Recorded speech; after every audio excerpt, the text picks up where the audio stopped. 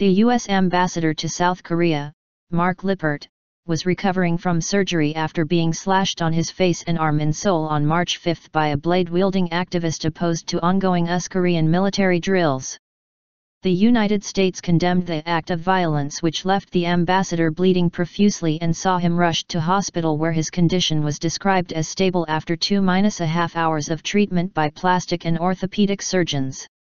Witnesses described how a man armed with a 25 cm, 10-inch, paring knife had lunged across a table and attacked Lippert at a breakfast function in central Seoul.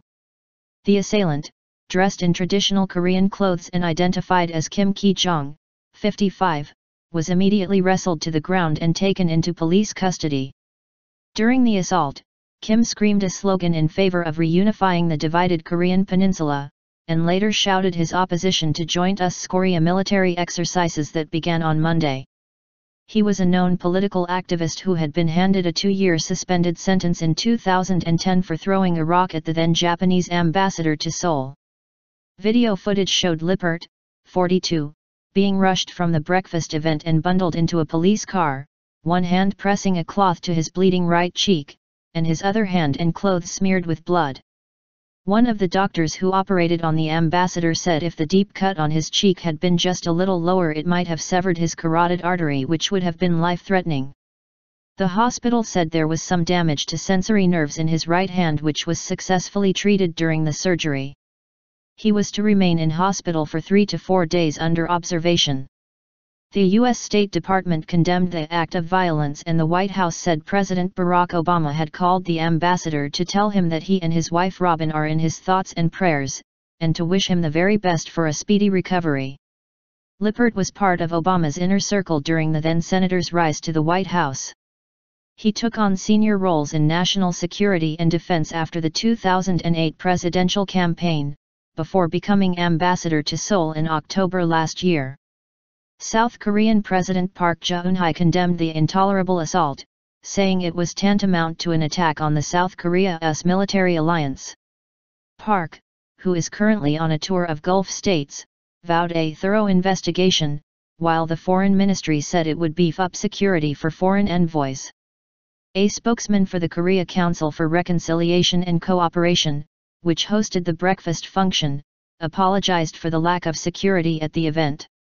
"This man suddenly jumped out of his seat when the breakfast was about to start at the table," the spokesman said. "Other people tried to stop him, but the situation unfolded too quickly," he added.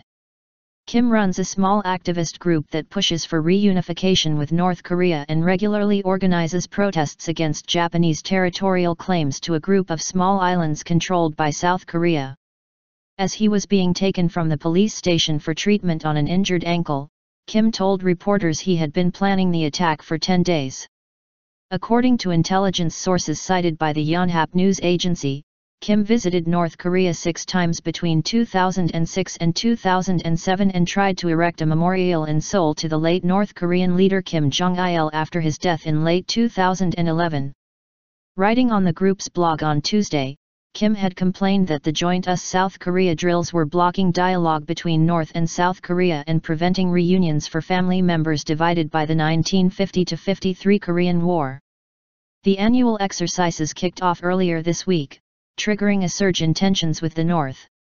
Nearly 30,000 U.S. troops are permanently stationed in South Korea, and the United States would assume operational command in the event of an armed conflict with the North. Lippert has proved a popular ambassador, tweeting regularly about his life in Seoul and setting up a tongue-in-cheek Twitter account for his dog, Grigsby. His wife recently gave birth in Seoul, and the couple gave their son a Korean middle name.